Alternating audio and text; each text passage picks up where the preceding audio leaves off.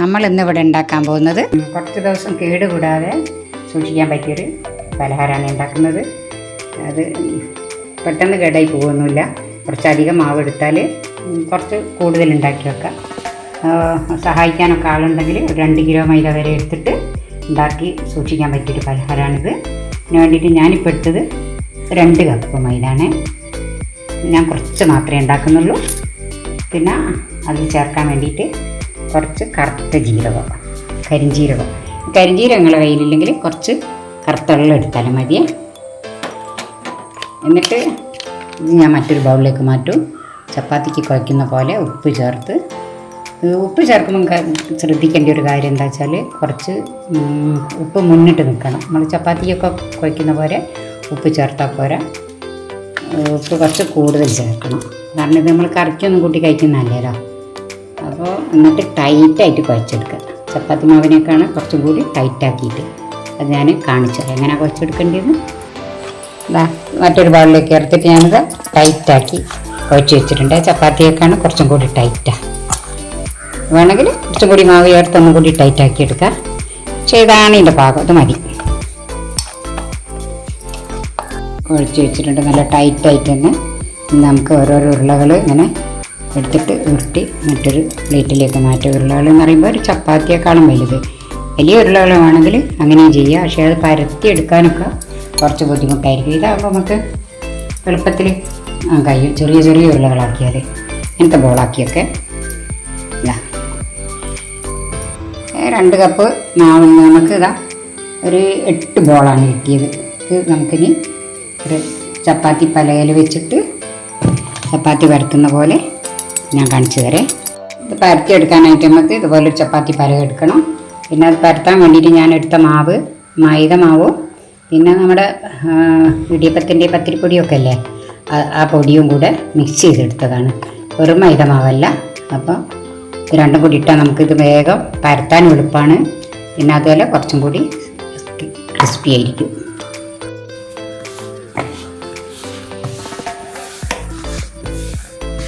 ഇതുപോലെ നമുക്ക് എല്ലാ ബോളും പരത്തിയെടുക്കുന്നതിൻ്റെ പാകം എന്ന് പറഞ്ഞാൽ നമ്മളുടെ കരിഞ്ജീരകം ഉണ്ടല്ലോ, അത് എന്താ പറയുക, അത് ഈ കുഴലില്ലേ നമ്മൾ പരത്തുന്ന റോള്, അതിന് തട്ടുന്ന വരെ.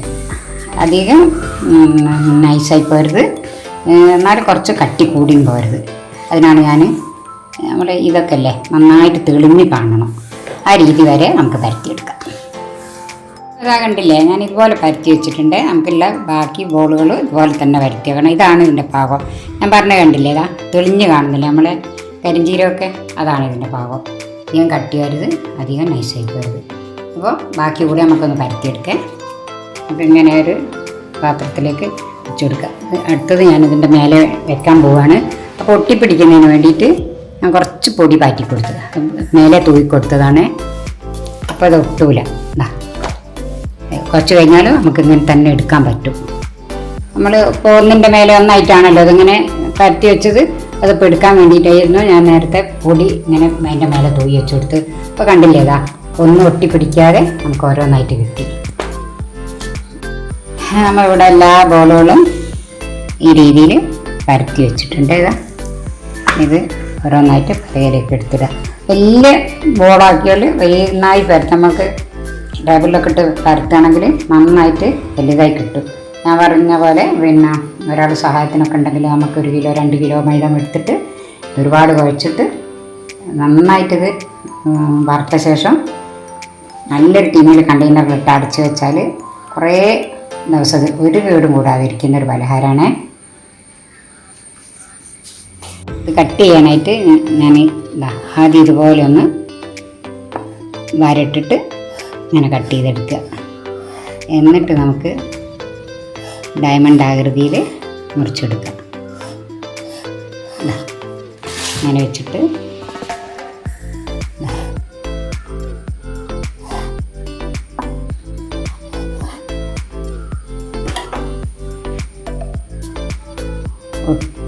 ഒട്ടുന്ന രീതിയിലാണ് നമ്മളെ കയ്യിൽ മാവ് അരിമാവില്ലേ ഒന്ന് തട്ടിയാൽ മതി. അപ്പോൾ അത് ഒട്ടൂല.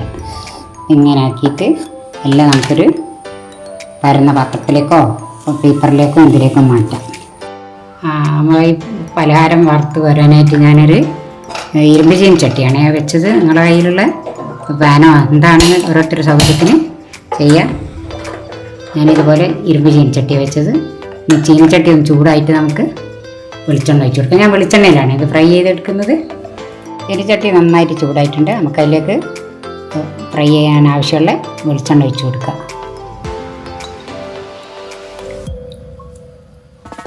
നന്നായിട്ട് വെളിച്ചെണ്ണ ചൂടായ ശേഷം നന്നായിട്ട് നല്ല ഫ്ലെയിമിലായിരിക്കണം. നമുക്കിത് കുറേശ്ശെ അതിലിട്ട് കൊടുത്തിട്ട് തിരിച്ച് മറിച്ച് ഇളക്കിയിട്ടിട്ട് ഫ്രൈ ചെയ്ത് പോരാം. നന്നായിട്ട് ചൂടായിട്ടുണ്ട്. ഇതുപോലെ നമുക്കിങ്ങനെ ഇട്ട് കൊടുക്കാം. എന്നിട്ട് നന്നായിട്ട് ചൂടായ ശേഷം ഒന്ന് ഇളക്കി കൊടുത്താൽ എല്ലാം വിട്ട് വരും. കുറച്ച് വീതം ഇട്ട് കൊടുത്താൽ മതി, അല്ലാതെ ഒട്ടിപ്പിടിച്ച് കട്ടായി പോകും. നന്നായിട്ട് ബ്രൗൺ നിറമാകുന്നവരെ ഇതിങ്ങനെ ഫ്രൈ ചെയ്തെടുക്കണം. എന്നിട്ട് ബ്രൗൺ കളറായ ശേഷം നമുക്കിത് കോരിയെടുക്കാം. എല്ലാവരും ഇത് ബേക്കറിയിൽ പോയിട്ടാണ് വാങ്ങുന്നത്. നമുക്കിത് വീട്ടിൽ തന്നെ ഉണ്ടാക്കാവുന്നേ ഉള്ളൂ. ഞങ്ങളുടെ നാട്ടിലിതിന് 6 നമ്പർ എന്നാന്നേ പറയുക. നിങ്ങളൊക്കെ എന്താ പറയുക എന്നുള്ളത് ഒന്ന് കണ്ടിട്ട് കമൻറ്റ് ചെയ്യണേ. നന്നായിട്ട് നല്ല ബ്രൗൺ കളറായിട്ടുണ്ട്. ഇത് ഈ പാകാകുമ്പോൾ നമുക്കിങ്ങനെ കോരി മാറ്റാം. അതുപോലൊരു പാത്രത്തിലേക്ക് ഇട്ട് കൊടുക്കാം. നമ്മുടെ പലഹാരം ഉഷാറായിട്ട് വന്നിട്ടുണ്ട്. എന്തല്ലേ നല്ല ക്രിസ്പിയാണ്. ഇത് നന്നായിട്ട് കുറേ സൂക്ഷിച്ച് വെക്കാൻ പറ്റിയതാണ്. കണ്ടല്ലേ നന്നായിട്ട് പൊട്ടുന്നുണ്ട്. ഇത് വേണമെങ്കിൽ നമുക്ക് കുറച്ച് പഞ്ചസാര പാനിയാക്കിയിട്ട് ഒരു നൂൽപ്പരുവൊക്കെ ആവില്ലേ, അതുപോലെ ഇതിലേക്ക് ഒഴിച്ച് കൊടുത്തിട്ട് സൂക്ഷിക്കാം. മധുരം വേണമെന്ന് ആവശ്യമുള്ളവർക്ക് ഇനി ശർക്കര കൊണ്ട് ചെയ്യാം. പക്ഷേ നമ്മൾ മധുരം ഉപയോഗിക്കാണ്ടാണ്, മധുരം ചേർക്കാതെയാണ് ഉപയോഗിക്കുന്നത്. നല്ല കണ്ടെയ്നറിൽ ഇട്ട് വെച്ചാൽ കുറേ ദിവസം എന്ന് പറഞ്ഞാൽ എന്തൊരു 4 ആഴ്ചത്തേക്കൊന്നും ഒന്നും ആവില്ല. അതിൽ കൂടുതൽ നിൽക്കുമെന്നാണ് എനിക്ക് തോന്നുന്നത്. പിന്നെ ഞാൻ ഉണ്ടാക്കി വെച്ചാൽ ഒരു 4 ആഴ്ച കൊണ്ടൊക്കെ അങ്ങ് തീർന്നു പോകുന്നതാണിത്. ഇതിപ്പോൾ കുറച്ച് ഉണ്ടാക്കിയതാണ്. നമുക്ക് വേണമെങ്കിൽ വീട്ടിൽ നിന്ന് ഒരാൾ സഹായിക്കാനൊക്കെ ഉണ്ടെങ്കിൽ കുറേ അധികം പൊടി എടുത്തിട്ട് ഇങ്ങനെ ഉണ്ടാക്കി വെച്ചാലൊക്കെ വൈകുന്നേരം ചായക്ക് കൂട്ടാനും കുട്ടികളുടെ സ്നാക്ക് ബോക്സ് കൊടുക്കാനും ഒക്കെ നല്ലൊരു സൂപ്പർ ഐറ്റാണിത്. അപ്പോൾ നിങ്ങൾക്ക് എൻ്റെ ഈ വീഡിയോ ഇഷ്ടമായിട്ടുണ്ടെങ്കിൽ ഒന്ന് സബ്സ്ക്രൈബ് ചെയ്യുക, ഒന്ന് ഷെയർ ചെയ്യുക, ഒന്ന് ലൈക്ക് ചെയ്യുക. ഞാൻ മറ്റൊരു വീഡിയോ ആയിട്ട് വരുന്നത് വരെ ബൈ.